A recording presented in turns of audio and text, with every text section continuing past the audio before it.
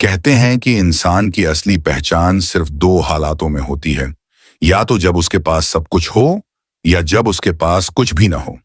लेकिन जो व्यक्ति सब कुछ गंवा कर भी अपनी मानवता न खोए, उसकी कीमत दुनिया की कोई संपत्ति नहीं आंक सकती। यह कहानी है अनन्या की। अनन्या जो दिल्ली की उन अनगिनत झुग्गी बस्तियों में से एक में रहती थी, जहां आसमान तो नजर आता था, लेकिन उम्मीद की किरणें शायद ही पहुंचती थीं। वह एक छोटी सी फूलों की दुकान पर काम करती थी। उसकी उंगलियां सुबह से शाम तक जूही और चमेली के फूलों को पिरोती रहती, लेकिन उसकी अपनी जिंदगी कांटों से भरी पड़ी थी। घर पर उसकी माँ थी, जो बिस्तर से उठ नहीं सकती थी। अनन्या की कमाई का हर एक सिक्का, उसकी मेहनत का हर एक पल, बस माँ की दवाओं और 2 जून की रोटी में खर्च हो जाता था। उसके पास महंगे कपड़े नहीं थे, लेकिन उसके पास एक अनमोल दिल था।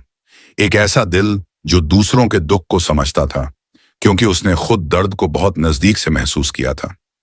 इसी शहर के दूसरे छोर पर बादलों को छूती मेहता ग्रुप की शानदार इमारत में बैठते थे विजय मेहता। एक ऐसा नाम जिसके एक इशारे पर बाजार हिल जाते थे। विजय ने अपनी जिंदगी में सिर्फ एक ही सबक सीखा था, पैसा कमाना और उसे कसकर थामे रखना। उन्होंने शून्य से शुरुआत की थी और आज वे एक खरबपति थे। लेकिन इस सफर में वे शायद भूल गए थे कि पैसे से ज्यादा कीमती भी कुछ होता है। वे लोगों पर नहीं, उनकी हैसियत पर यकीन करते थे। उनका इकलौता बेटा था आरव। आरव जो अपने पिता की दौलत की छाया में बड़ा हुआ, लेकिन उसका दिल धन की चकाचौंध से अंधा नहीं हुआ था। आरव की जिंदगी का सबसे सुंदर सच अनन्या थी। वह अनन्या से एक कला प्रदर्शनी में मिला था, जहां अनन्या फूल सजाने आई थी। आरव ने अनन्या को अपनी असली पहचान नहीं बताई थी। अनन्या उसे बस एक छोटी सी फर्म में काम करने वाला साधारण लड़का समझती थी। दोनों का प्यार सादगी और ईमानदारी की बुनियाद पर टिका था। एक दिन आरव ने हिम्मत जुटाकर अपने पिता को अनन्या के बारे में बताने का फैसला किया। वह नहीं जानता था कि यह फैसला अनन्या की जिंदगी की सबसे बड़ी चुनौती की शुरुआत बनने वाला था। विजय मेहता, जो मानते थे कि हर गरीब व्यक्ति की नजर सिर्फ उनकी तिजोरी पर होती है, अपने बेटे के मुंह से गरीब लड़की का नाम सुनकर स्तब्ध रह गए। उन्होंने फैसला किया कि वे इस धन की लालची लड़की को खुद सबक सिखाएंगे। उन्होंने एक ऐसा जाल बुना जिससे वे अपने बेटे आरव को दिखा सकें कि यह लड़की उनके प्यार की नहीं, बल्कि उनके पैसे की हकदार है। अगले दिन विजय मेहता ने अपनी योजना को अमल में लाया। खरबों की साम्राज्य का मालिक, जिसने कभी अपने स्पेनिश जूतों पर धूल की एक कण भी बर्दाश्त नहीं की थी, आज फटे पुराने गंदे कपड़ों में था। उसके चेहरे पर नकली मैल और बालों में सफेद पाउडर लगाकर उसे एक असहाय बूढ़े भिखारी का रूप दिया गया। उसकी आंखों में वह खालीपन था जो जिंदगी की हर आशा खो चुका हो। वह उस मस्जिद की सीढ़ियों पर जाकर बैठ गया जहां से अनन्या रोज शाम को अपनी दुकान बंद करके घर लौटती थी। विजय के सुरक्षा गार्ड सादे कपड़ों में दूर से उस पर नजर रखे हुए थे, यह सुनिश्चित करने के लिए कि खरबपति को कोई असली चोट न पहुंचे।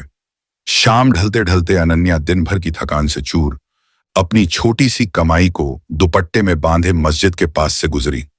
उसकी चाल में जल्दबाजी थी। उसे घर पहुंचकर मां को दवा देनी थी। आज कमाई भी कम हुई थी और उसके माथे पर चिंता की रेखाएं गहरी थीं। वह बस सीढ़ियों से उतरने ही वाली थी कि उसकी नजर उस कांपते हुए बूढ़े भिखारी पर पड़ी। विजय ने अपनी कमजोर और दर्द भरी आवाज में, जिसे उसने जानबूझकर दबा रखा था, खांसते हुए कहा, बेटी, 3 दिन से कुछ नहीं खाया। भगवान तेरी भलाई करेगा। बस पानी या एक ब्रेड का टुकड़ा। अनन्या एक पल को रुकी। उसकी आंखों ने उस बूढ़े आदमी के दर्द को तौला।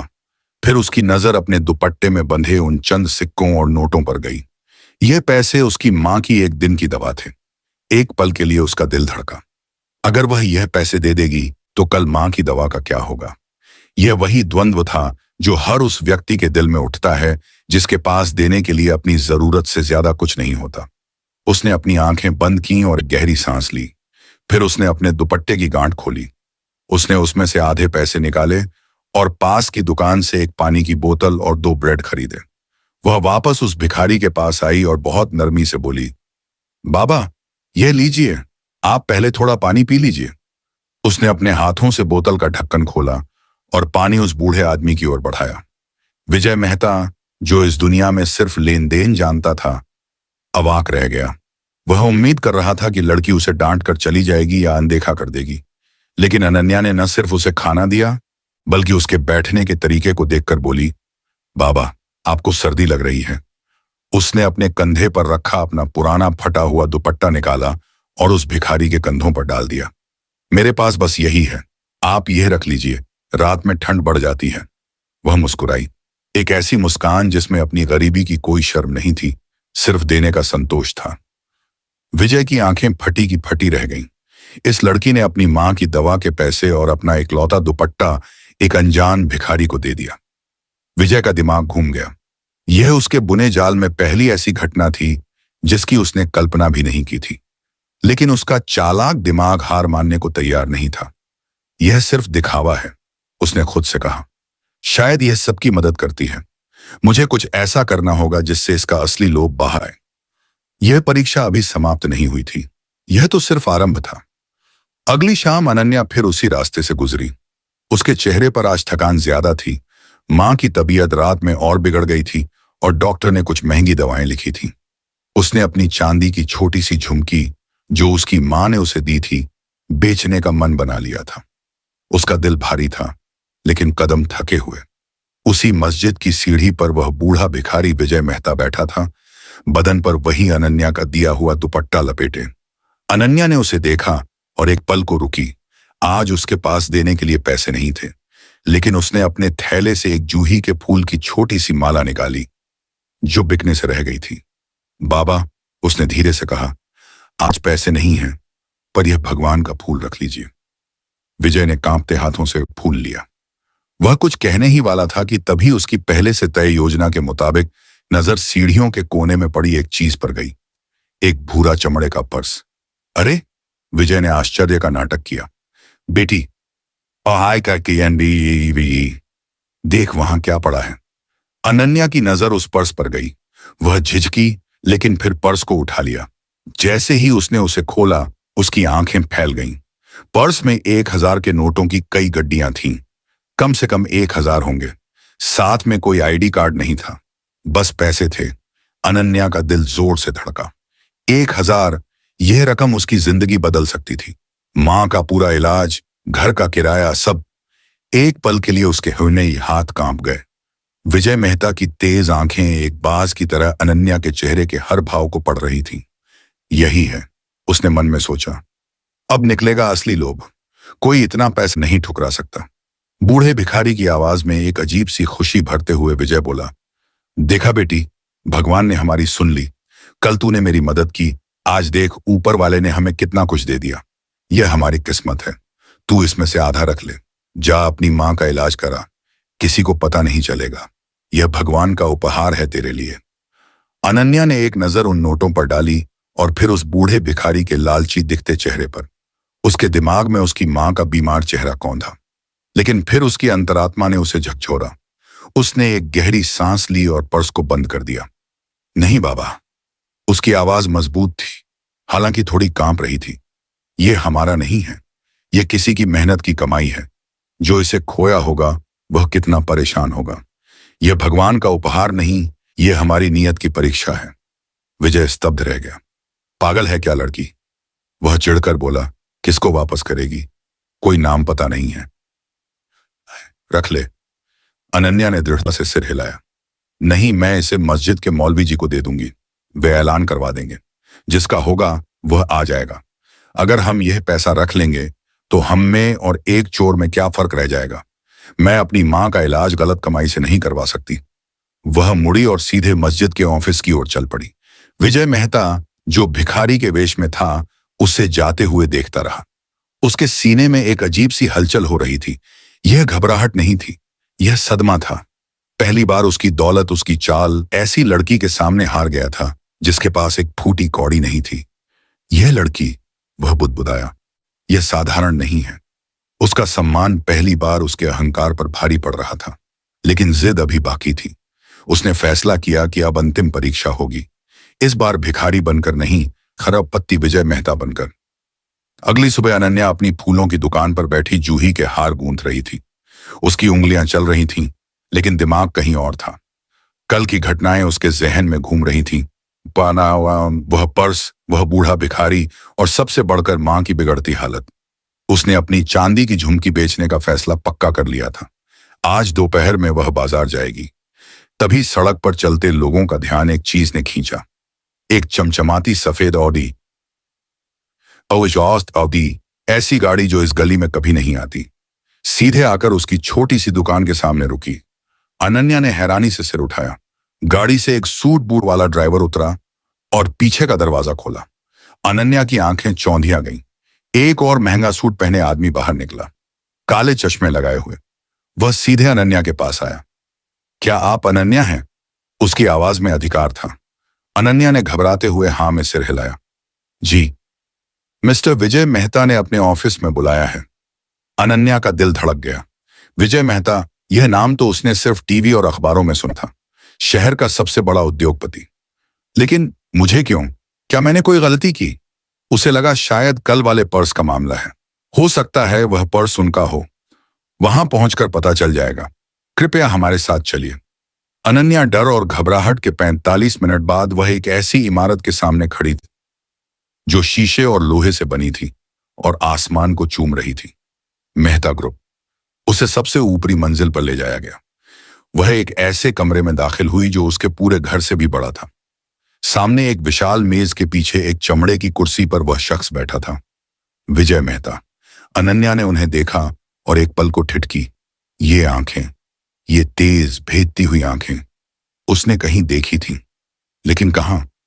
बैठो। विजय की आवाज गहरी और ठंडी थी। अनन्या सहम कर बैठ गई। विजय ने कुछ देर उसे घूर कर देखा और फिर अपनी दराज से एक चेकबुक निकाली। मैं तुम्हें जानता हूं, विजय ने कहा, और मैं यह भी जानता हूं कि तुम मेरे बेटे आरव से मिलती हो। अनन्या के पैरों तले जमीन खिसक गई। आरव, उसका आरव, जो खुद को एक छोटी सी कंपनी का सेल्स मैनेजर बताता था, वह इस साम्राज्य का वारिस है? उसका सिर चकरा गया। उसे लगा जैसे आरव ने उसे धोखा दिया है। मैं सीधे मुद्दे पर आता हूं। विजय ने एक खाली चेक अनन्या की तरफ सरकाया। मुझे पता है तुम जैसी लड़कियां क्या चाहती हो। कल मस्जिद की सीढ़ियों पर 1000 लौटाकर तुमने बहुत अच्छा ड्रामा किया। तुमने सोचा होगा कि छोटी रकम ठुकराकर आरव के जरिए तुम मेरी पूरी जायदाद हड़प लोगी। अनन्या की आंखों में आंसू भर आए। यह अपमान था। यह रहा खाली चेक, विजय मेहता ने कहा। इसमें अपनी कीमत लिखो। 20 लाख, 2 करोड़, 3 बाबू 20 करोड़। जितनी रकम तुम्हें मेरे बेटे से दूर रहने के लिए चाहिए, भर लो। यह रकम लो और इसी वक्त मेरे बेटे की जिंदगी और इस शहर से गायब हो जाओ। यह अनन्या की जिंदगी की आखिरी और सबसे कठिन परीक्षा थी। एक तरफ वह प्यार था जिसने उसे धोखा दिया था, दूसरी तरफ इतनी दौलत थी जो उसकी मां की जिंदगी बचा सकती थी। विजय मेहता मुस्कुराया। उसे पूरा यकीन था कि दुनिया में ऐसी कोई चीज नहीं जिसे वह खरीद न सके। अनन्या के कानों में विजय मेहता के शब्द बिजली की तरह कौंध रहे थे। आरव का झूठ और अब यह अपमान। एक पल के लिए उसे लगा कि वह टूटकर वहीं गिर जाएगी। उसकी आंखों के सामने मां का पीला चेहरा और फिर आरव का हंसता हुआ चेहरा घूम गया। दोनों ने उसे ठगा था। एक ने अपनी पहचान छिपाकर, दूसरा उसकी गरीबी का मजाक उड़ाकर। लेकिन फिर आंसुओं के उस धुंधलके में कुछ साफ हुआ। अनन्या ने अपनी नम आंखें उठाईं और विजय मेहता के चेहरे को घूर कर देखा। वह ठंडी, बेरहम आंखें, वह अधिकार, वह आवाज। अनन्या ने धीरे से दोहराया। उसके दिमाग में बिजली कौंधी। 1000? आपको कैसे पता कि मैंने 1000 लौटाए? मैंने तो सिर्फ मौलवी जी को दिए थे। विजय मेहता एक पल को ठिठका। मेरे आदमी? नहीं। अनन्या की आवाज कांपी, लेकिन इस बार डर से नहीं, एक कड़वी सच्चाई के एहसास से। वह आंखें, वही तेज चुभती हुई आंखें जो मुझे घूर रही थीं जब मैं आपको पानी दे रही थी, जब मैंने आपको अपना दुपट्टा उठाया था। अनन्या अपनी जगह से खड़ी हो गई। उसका सारा डर उड़ गया। बाबा, उसने फुसफुसाते हुए कहा। वह भिखारी, वह लाचार बूढ़ा, वह आप थे। विजय मेहता अपनी महंगी कुर्सी पर जम गया। उसका चेहरा जो हमेशा सत्ता और घमंड से चमकता था, पहली बार पीला पड़ गया। उसका सबसे बड़ा दांव उलटा पड़ गया था। वह पकड़ा गया था। अनन्या की आंखों से आंसू बह निकले, लेकिन अब यह बेबसी के नहीं, गुस्से और दया के थे। आप इतने नीचे गिर गए मिस्टर मेहता, वह बोली। उसकी आवाज में एक अजीब सी ताकत थी, एक खरब पत्ती जिसने अपनी होने वाली बहू की परीक्षा लेने के लिए भिखारी का रूप धारा। उसने उस खाली चेक को उठाया। आप सोचते हैं आप इस कागज के टुकड़े से मेरी कीमत लगा सकते हैं, मेरी ईमानदारी खरीद सकते हैं? उसने सिसकते हुए कहा, मुझे पैसों की जरूरत है, इतनी कि मैं बयां भी नहीं कर सकती। मेरी माँ बिस्तर पर है, लेकिन आप जैसे अमीर लोग कभी नहीं समझेंगे कि हम गरीबों के पास जब पैसे नहीं होते तब भी हमारे पास कुछ होता है। उसे जमीर कहते हैं। विजय का मुंह खुला का खुला रह गया। आप खरबपति होकर भी इतने कंगाल हैं कि आपको एक लड़की का प्यार परखने के लिए भेष बदलना पड़ा। आपको लगा मैं आपके पैसे पर मरती हूं। अनन्या ने उस खाली चेक को अपने हाथ में पकड़ा। आपकी दौलत ने आपको इतना अंधा कर दिया है कि आपको हर इंसान बिकाऊ लगता है। आप दुनिया की सबसे कीमती चीज इंसानियत को पहचान ही नहीं पाए।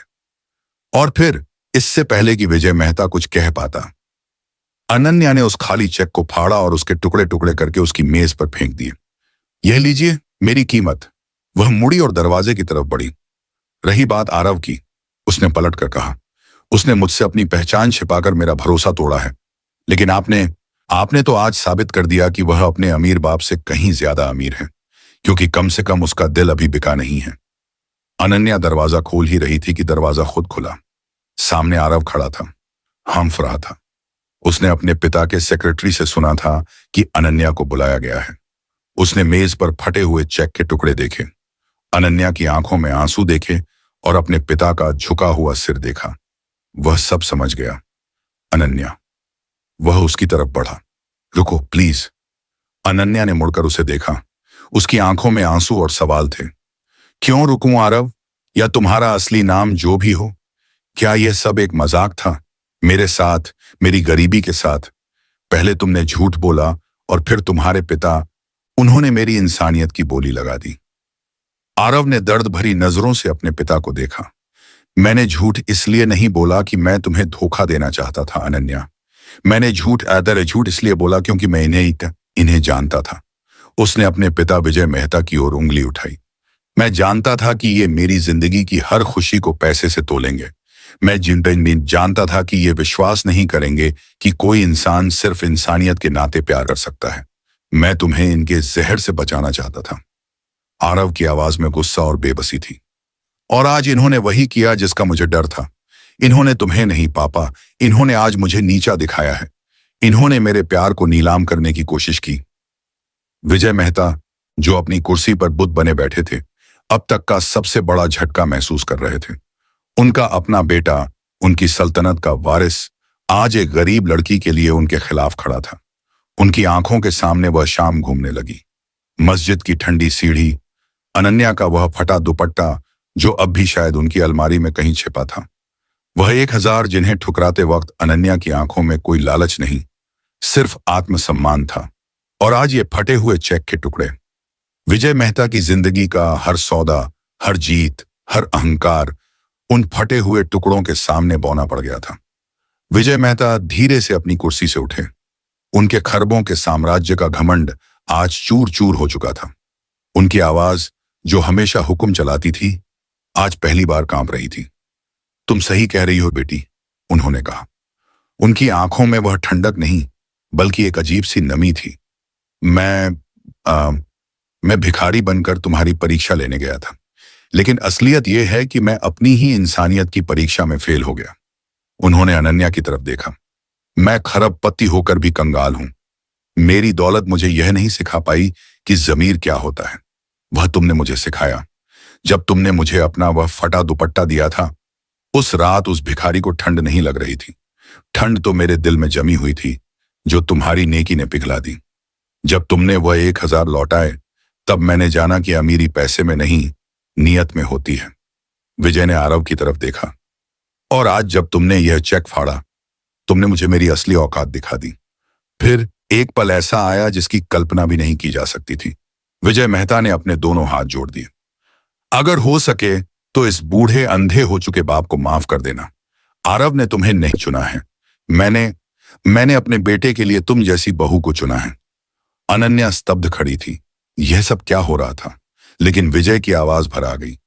शायद अब बहुत देर हो चुकी है। अनन्या ने उन दोनों की तरफ देखा। मेरी मां, वह सिर्फ इतना कह पाई। मेरी मां अकेली है, मुझे जाना होगा। वह किसी की नहीं रुकी। वह उस आलीशान ऑफिस से बाहर निकल गई। पीछे छोड़ गई एक टूटे हुए बेटे को और एक ऐसे खरबपत्ती को जो आज अपनी जिंदगी में पहली बार हारा था और शायद पहली बार कुछ जीता भी था। अनन्या उस शीशे लोहे की इमारत से बाहर निकलकर नंगे पैर दौड़ती हुई अपनी बस्ती की तरफ भागी। उसका दिल हजारों टुकड़ों में बंटा हुआ था। आरव का झूठ, विजय मेहता का घिनौना खेल और सबसे बढ़कर उसकी मां की बिगड़ती हालत। वह हांफती हुई जब अपनी झोपड़ी के दरवाजे पर पहुंची, उस आवाज बाश था तो उसने जो देखा उससे उसकी सांसें थम गईं। अंदर 2 नर्सें थीं और एक मशहूर डॉक्टर डॉ शर्मा, शहर की सबसे बड़ी फेफड़े की विशेषज्ञ और मैं जो उसकी मां के सिरहाने खड़ी थी। मां की सांसें उखड़ नहीं रही थीं। वे शांति से सो रही थीं और उनके हाथ में एक 4 ड्रिप लगी थी। कमरे में दवाइयों की वह महक थी जो अनन्या आज तक खरीद नहीं पाई थी। यह सब क्या है? अनन्या ने कांपते हुए पूछा। आपको किसने बुलाया? मेरे पास पैसे नहीं हैं। डॉक्टर शर्मा मुस्कुराई। चिंता मत कीजिए अनन्या जी, आपकी मां अब खतरे से बाहर हैं। उन्हें तुरंत देखभाल की जरूरत थी और आपके सारे बिल किसी ने चुका दिए हैं। उन्होंने हमें फौरन यहां भेजा। किसने? अनन्या ने हैरानी से पूछा। तभी उसकी झोपड़ी के संकरे दरवाजे पर 2 साये खड़े हुए, विजय मेहता और आरव। वे उस चमचमाती अवधि में नहीं आए थे। वे साधारण टैक्सी से आए थे और पैदल चलकर उस कीचड़ भरी गली से होते हुए उसके दरवाजे तक पहुंचे थे। विजय के महंगे जूतों पर कीचड़ लगा था, लेकिन आज उन्हें इसकी परवाह नहीं थी। अनन्या की आंखों में गुस्सा भर आया। यह क्या है? मेरी मां को खरीदकर आप मेरा जमीर खरीदना चाहते हैं? विजय मेहता ने सिर झुका लिया। वह खरबपत्ती जो दुनिया को अपने इशारों पर नचाता था, आज एक गरीब लड़की की चौखट पर अपराधी की तरह खड़ा था। नहीं बेटी, उसकी आवाज में अधिकार नहीं, याचना थी। यह उस दुपट्टे की कीमत है। यह उस पानी की बोतल की कीमत है। यह उन 2 ब्रेड का कर्ज है जो तुमने उस भिखारी को दिया था। वह इतनी कीमती चीज थी कि मेरी सारी सल्तनत मिलकर भी उसका मोल नहीं चुका सकती। वह आगे बढ़े और अनन्या के सामने हाथ जोड़ दिए। उस दिन मस्जिद में तुमने कहा था कि यह भगवान का इनाम नहीं, महराए अत्यय नियत की परीक्षा है। तुम तो अपनी परीक्षा में पास हो गई, लेकिन मैं हार गया। मैं तुम्हें अपनी बहू बनाने नहीं, तुमसे माफी मांगने आया हूं। मैं अपना सारा धन तुम्हारे कदमों में रख दूं, तब भी तुम्हारी ईमानदारी के आगे वह कम है। आरव ने अपनी आंखों में आंसू लिए अनन्या की तरफ देखा। अनन्या, मैंने सिर्फ एक सच छिपाया, लेकिन आज तुम्हारे उस सच ने मेरे पिता को वह आईना दिखा दिया जो मैं उन्हें कभी नहीं दिखा पाया। तुम सिर्फ मेरी मां का इलाज नहीं कर रही हो, तुम मेरे पिता का इलाज कर रही हो। प्लीज हमें माफ कर दो। अनन्या ने एक नजर अपनी सोती हुई मां को देखा, जिनकी सांसें अब स्थिर थीं। फिर उसने विजय मेहता के झुके हुए सिर और आरव की नम आंखों को देखा। उसका सारा गुस्सा पिघल गया। वह जानती थी कि यह नाटक नहीं है, यह एक टूटे हुए अहंकार का सच था। यह कर्म का चक्र था जो आज पूरा हुआ था। अनन्या ने धीरे से विजय मेहता का हाथ थामा जो जुड़े हुए थे। बाबा, उसने वही शब्द दोहराया जो उसने मस्जिद की सीढ़ी पर कहा था। अंदर आइए, घर गंदा है पर आपकी बेटी का ही है। विजय मेहता सिसक पड़े। उन्होंने अपनी गरीब होने वाली बहू की परीक्षा लेने के लिए भिखारी का रूप धारा था, लेकिन उस गरीब लड़की के एक जवाब ने, उसकी इंसानियत ने उसे अपना सारा धन, अपना अहंकार, अपना घमंड और अपना दिल दे देने पर मजबूर कर दिया। उस रात पहली बार मेहता ग्रुप की शानदार इमारत में लाइटें जलती रहीं, लेकिन विजय मेहता की आंखों में नींद नहीं थी। वह अपनी अलमारी में से वह फटा हुआ दुपट्टा निकालकर बैठे थे, उसी दुपट्टे को जो अनन्या ने एक भिखारी को ओढ़ाया था। वह उसे सूंघ रहे थे। उसमें गरीबी की महक नहीं थी, उसमें इंसानियत की खुशबू थी। दूसरी तरफ अनन्या अपनी मां के पास बैठी थी। मां की सांसें अब नियमित थीं। डॉ शर्मा ने कहा था कि अगले हफ्ते से वे चलने फिरने लगेंगी। अनन्या की आंखों में आंसू थे, लेकिन अब वे खुशी के थे। उसने कभी नहीं सोचा था कि उसकी छोटी सी नेकी एक दिन इतना बड़ा फल देगी। आरव बाहर खड़ा था। वह अंदर नहीं आया था। उसे डर था कि अनन्या उसे देखकर फिर गुस्सा हो जाएगी, लेकिन अनन्या ने दरवाजा खोला और बाहर आई। अंदर आओ आरव, उसने कहा। उसकी आवाज में न गुस्सा था न दूरी। आरव ने सिर झुकाया। मैंने तुम्हें धोखा दिया, मैंने अपनी पहचान छिपाई। मैं तुमने मुझे बचाया, अनन्या ने बीच में कहा। तुम जानते थे कि तुम्हारा पिता क्या करेंगे। तुम मुझे उस जहर से दूर रखना चाहते थे। तुमने गलत तरीका चुना, लेकिन तुम्हारा इरादा साफ था। आरव ने उसकी आंखों में देखा। क्या तुम मुझे माफ कर सकती हो? अनन्या मुस्कुराई। मैंने पहले ही कर दिया। जिस दिन तुमने मुझे फूलों की दुकान पर पहली बार गुलाब दिया था, उसी दिन। विजय मेहता अंदर आए। उनके हाथ में वह फटा दुपट्टा था। यह तुम्हारा है बुद्धि, उन्होंने कहा। मैंने इसे धोया नहीं। मैं चाहता हूं कि यह वैसा ही रहे जैसे तुमने मुझे दिया था। अनन्या ने दुपट्टा लिया। नहीं बाबा, अब यह आपका है। इसे रखिए। जब भी आपको लगे कि दौलत सब कुछ है, शायद आइंदी आपके है, इसे देखिए। इसमें एक गरीब लड़की की इंसानियत है। विजय मेहता की आंखों से आंसू बह निकले। पहली बार। उस रात मेहता ग्रुप के ऑफिस में एक मीटिंग हुई, लेकिन यह कोई बोर्ड मीटिंग नहीं थी। विजय मेहता ने अपने सभी सीनियर एग्जीक्यूटिव्स को बुलाया और कहा, आज से हमारा फोकस सिर्फ प्रॉफिट नहीं होगा। हम गरीब बस्तियों में मुफ्त मेडिकल कैंप लगाएंगे हर महीने, और इसका नाम होगा अनन्या फाउंडेशन। सब हैरान थे, लेकिन किसी ने सवाल नहीं किया। अगले दिन सुबह अनन्या अपनी दुकान पर थी, लेकिन आज उसके पास फूलों के हार नहीं थे। उसके पास एक नया जीवन था। आरव उसके पास आया। चलोगी? उसने कहा। कहां? वहां जहां हम पहली बार मिले थे, कला प्रदर्शनी में। आज वहां तुम्हारी पेंटिंग्स लगी हैं। अनन्या हैरान थी। मेरी पेंटिंग्स? हाँ, तुमने कभी नहीं बताया कि तुम पेंट करती हो। मैंने तुम्हारे स्केचबुक देखे थे। मैंने उन्हें सबमिट कर दिया। अनन्या की आंखें चमक उठी। वह पहली बार हंसी, पूरी आवाज से। और विजय मेहता? वह उस दिन पहली बार अपने ऑफिस की बजाय अनन्या की झोपड़ी में चाय पीने आए। साधारण मिट्टी के कुल्हड़ में, बिना चीनी की। कहते हैं, एक साओ सा ममे ऐकिए। इंसान की परख दो सूरतों में होती है, लेकिन कभी कभी एक सच्ची इंसानियत पूरी दुनिया की परख बदल देती है। साल का आखिरी महीना था। दिसंबर की ठंडी हवाएं दिल्ली की गलियों में घूम रही थीं। अनन्या की झोपड़ी अब वैसी नहीं रही थी। दीवारों पर नई पुताई थी, छत पर टिन की जगह पक्की शीट लगी थी, और दरवाजे पर एक छोटा सा नेम प्लेट चमक रहा था, अनन्या फाउंडेशन मेडिकल यूनिट। विजय मेहता ने वादा निभाया था। हर हफ्ते एक डॉक्टर आता, दवाइयां मुफ्त बांटता, और बस्ती के बच्चों को पढ़ाने के लिए एक छोटा सा स्कूल भी खुल गया था। लेकिन सबसे बड़ा बदलाव अनन्या की मां में था।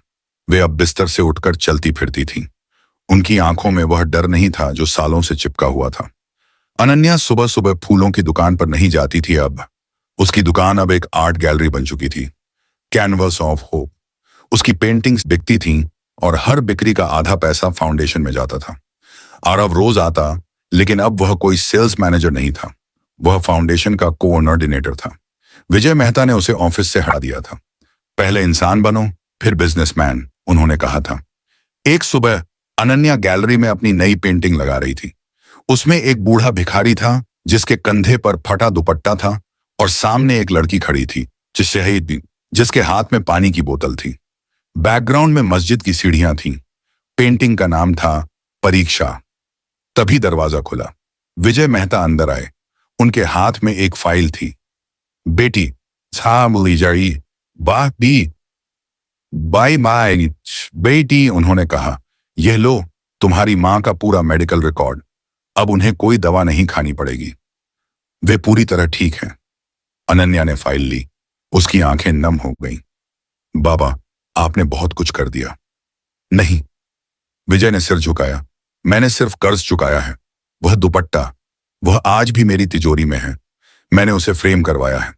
हर सुबह उसे देखता हूं। वह मेरी सबसे कीमती संपत्ति है। आरव बाहर खड़ा था। उसके हाथ में एक रिंग बॉक्स था। वह अंदर आया। अनन्या, उसने घुटनों पर बैठते हुए कहा, मैंने तुमसे झूठ बोला था। मैंने अपनी पहचान छिपाई थी, लेकिन आज मैं तुमसे कुछ नहीं छिपाऊंगा। उसने बॉक्स खोला। अंदर एक साधारण चांदी की अंगूठी थी, हीरे की नहीं। यह मेरी मां की थी, उसने कहा। उन्होंने मुझे दी थी। कहा था कि जिस लड़की को दूं, वह दिल की अमीर हो। मैंने तुम्हें चुना है। क्या तुम? अनन्या ने मुस्कुराते हुए अंगूठी ली। हाँ बुसे, ईमान, उसने कहा। लेकिन एक शर्त पर। शादी में कोई शान और शौकत नहीं, बस बस्ती के बच्चे, मां ताजमान कौर तुम। विजय मेहता हंस पड़े। पहली बार शादी का दिन आया। कोई 5 सितारा होटल नहीं, बस्ती के मैदान में एक साधारण मंडप था। फूल अनन्या ने खुद सजाए थे। मां व्हील चेयर पर नहीं, अपने पैरों पर खड़ी थी। विजय मेहता ने खुद अनन्या का कन्यादान किया। उनके हाथ कांप रहे थे। आरव ने मंत्र पढ़े, अनन्या ने सिंदूर लगाया, और जब फेरे हुए तो बस्ती के बच्चे तालियां बजा रहे थे। कोई बैंड नहीं था, सिर्फ एक ढोलक और बच्चों की हंसी।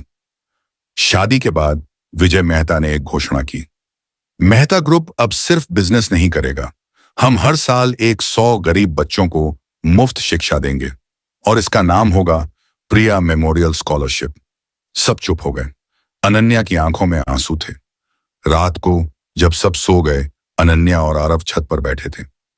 तुमने कभी नहीं सोचा था ना, आरव ने कहा, कि एक भिखारी बनकर आए आदमी को तुम बाबा कहोगी? अनन्या हंसी। और तुमने कभी नहीं सोचा था कि एक फूलों वाली लड़की तुम्हारी जिंदगी बदल देगी?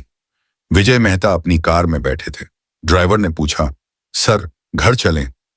नहीं, उन्होंने कहा, मस्जिद चलो। वह मस्जिद की सीढ़ियों पर गए, वही जगह जहां सब शुरू हुआ था। उन्होंने जेब से वह फटा दुपट्टा निकाला, उसे सीढ़ी पर रखा और चुपचाप प्रार्थना की। भगवान, उन्होंने कहा, मैंने जीवन भर पैसे कमाए, लेकिन आज पहली बार मुझे लगा कि मैंने कुछ दिया भी है। अगली सुबह अखबार की हेडलाइन थी, खरबपति विजय मेहता ने छोड़ा सीईओ का पद, बेटे आरव को सौंपा साम्राज्य, अब करेंगे सामाजिक कार्य। लेकिन असली खबर अखबार में नहीं थी। वह बस्ती की गलियों में थी, जहां बच्चे स्कूल जा रहे थे, जहां माएं दवा ले रही थीं, जहां एक लड़की की ईमानदारी ने एक साम्राज्य को इंसानियत का पाठ पढ़ाया था। कहते हैं, इंसान की परख 2 सूरतों में होती है, लेकिन कभी कभी एक सच्ची इंसानियत पूरी दुनिया की परख बदल देती है। अनन्या की कहानी खत्म नहीं हुई, वह तो बस शुरू हुई थी। दोस्तों, ये वीडियो आप लोगों को कैसी लगी है, वीडियो के कमेंट बॉक्स में कमेंट करके जरूर बताना, और इस चैनल को सब्सक्राइब जरूर कर लेना।